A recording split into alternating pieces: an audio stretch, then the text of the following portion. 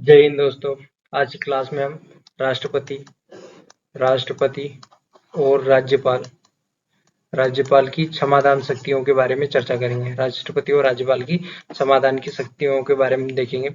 तो देखेंगे कि कितने प्रकार की क्षमादान शक्ति होती है और राष्ट्रपति और राज्यपाल की शक्तियों में क्षमादान की शक्तियों में क्या अंतर होता है, इन सब के बारे में हम चर्चा करेंगे। शुरू करते हैं आज की क्लास। तो सुप्रीम कोर्ट या हाई कोर्ट या किसी अन्य कोर्ट के द्वारा किसी व्यक्ति को सजा दी जाती है। सजा वो सजा किसी भी प्रकार की सजा हो सकती है। मौत की सजा, आजीवन कारावास की सजा या 2 साल, 4 साल या 10 साल या 5 साल की सजा हो सकती है। उसके उन सजाओं की माफी के लिए जब कोई व्यक्ति राष्ट्रपति के पास अपील करता है, राष्ट्रपति या राज्यपाल के पास अपील करता है, तो राष्ट्रपति उन सजाओं को या तो माफ कर सकता है, कम कर सकता है या उनका निलंबन कर सकता है या उन सजाओं को हटा भी सकता है। राज्यपाल के पास भी ऐसी शक्तियां, राष्ट्रपति के पास जो ऐसी शक्तियां वो आर्टिकल संविधान के अनुच्छेद 72 के तहत और राज्यपाल के पास जो ऐसी शक्तियां वो अनुच्छेद 161 के तहत है। और राष्ट्रपति और राज्यपाल इन शक्तियों का प्रयोग मंत्रिमंडल की सलाह से करते हैं, मंत्रिमंडल की सिफारिश या सलाह पर करते हैं। तो आगे देखते हैं हम। वही बात लिखी हुई है। 72 के तहत राष्ट्रपति के पास अपराध के लिए दोषी ठहराए गए किसी भी व्यक्ति को सजा को माफ करने, राहत देने, छूट देने, निलंबित करने, हटाने या कम करने की शक्ति होगी। जहां दंड मौत की सजा के रूप में भी हो तो उसको राष्ट्रपति उसको या तो शून्य कर सकता है या उसको 0 कर सकता है। तो किसी भी व्यक्ति को मौत की सजा भी दी गई होगा, तो जब राष्ट्रपति के पास अपील की जाती है और राष्ट्रपति उसको क्षमा कर देता, तो उसकी सजा एकदम शून्य हो जाती है और वो आम नागरिक हो जाता है, मानो कि उसने कोई अपराध किया ही नहीं हो। ऐसी शक्तियां राज्यपाल के पास भी है। तो राज्यपाल भी उस शक्तियों को क्षमा कर सकता है, कम कर सकता है। तो देखते हैं राज्यपाल किसी दंड को क्षमा, उसका प्रविलंबन, विराम, परिहार कर सकेगा या किसी दंडादेश का निलंबन, परिहार, लघुकरण कर सकेगा। ऐसे व्यक्ति के संबंध में होगा जिसे ऐसी विधि के अधीन अपराध के लिए सिद्ध दोष गया हो, जिसके संबंध में राज्य की कार्यपालिका शक्ति का विस्तार हो। और ये राज्यपाल को शक्ति आर्टिकल 161 के तहत, और ये भी मंत्रिमंडल की सलाह पर क्षमा क्षमा करता है। तो ये शक्तियां कितने प्रकार की होती है वो देख लेते हैं। पहली होती क्षमा, पार्डन, लघुकरण, कम्यूटेशन। तीसरा होता परिहार, रेमिशन। चौथा होता प्रलंबन, रेप्रीव। पांचवा होता रिस्पाइट। अभी इन शक्तियों को हम विस्तृत रूप में चर्चा कर लेते हैं। सबसे पहली होती क्षमा। इसमें दंड या और बंदीकरण दोनों को हटा दिया जाता है।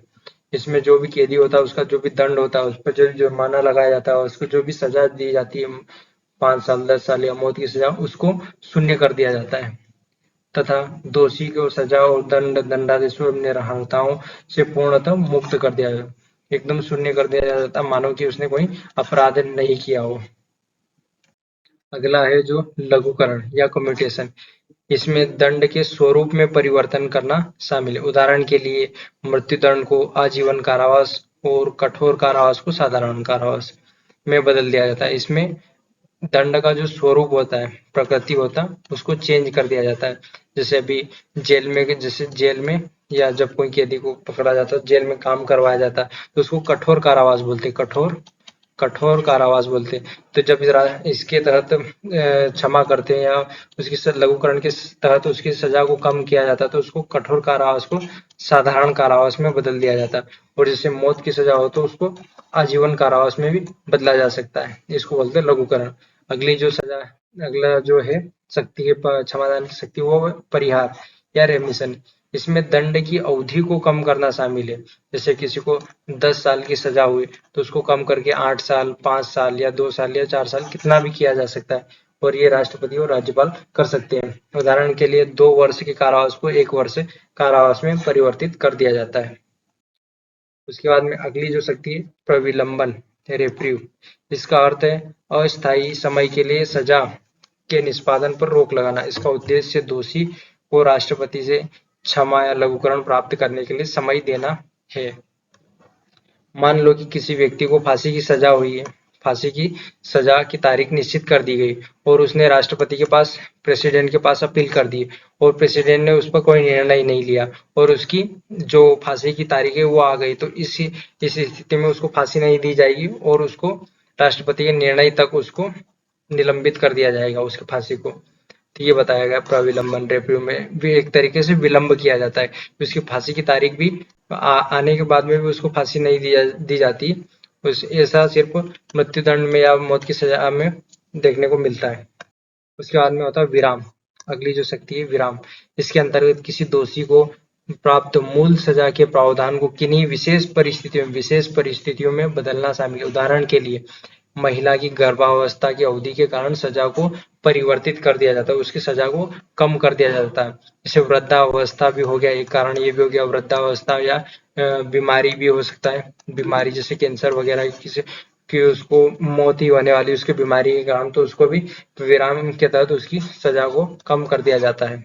तो ये हमने राष्ट्रपति और राज्यपाल की शक्ति, समाधान की शक्ति देखी। अब इनमें हम अंतर देख लेते हैं, राष्ट्रपति और राज्यपाल की शक्तियों में क्या अंतर होता है। तो अनुच्छेद 72 के तहत राष्ट्रपति क्षमादान की शक्ति का दायरा अनुच्छेद 161 के तहत राज्यपाल की क्षमादान की शक्ति से अधिक है। जो राष्ट्रपति की क्षमादान की शक्ति है वो ज्यादा है, गवर्नर से, राज्यपाल से ज्यादा है। वो होता है कोर्ट मार्शल में, राष्ट्रपति कोर्ट मार्शल के तहत प्राप्त सजा प्राप्त व्यक्ति की भी सजा को माफ कर सकता है। जैसे सेना में क्या होता है कि सेना में सजा या कोर्ट मार्शल किया था, उनका सेना का अलग न्यायालय होता, तो उसके तहत भी किसी व्यक्ति को सेना के द्वारा, जो सेना न्यायालय के द्वारा जब सजा दी जाती, तो राष्ट्रपति उस सजा को भी माफ कर सकता है, लेकिन राज्यपाल उस सजा को माफ नहीं कर सकता है। मृत्युदंड, राष्ट्रपति उन सभी मामलों में क्षमादान दे सकता है जिनमें मृत्युदंड की सजा दी गई।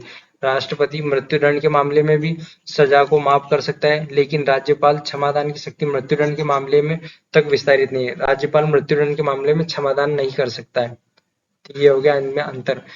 और ये हमने राष्ट्रपति और राज्यपाल की शक्तियों को देखा और आई होप आपको क्लास अच्छी लगी होगी और आज की क्लास हम यहीं समाप्त करेंगे। धन्यवाद।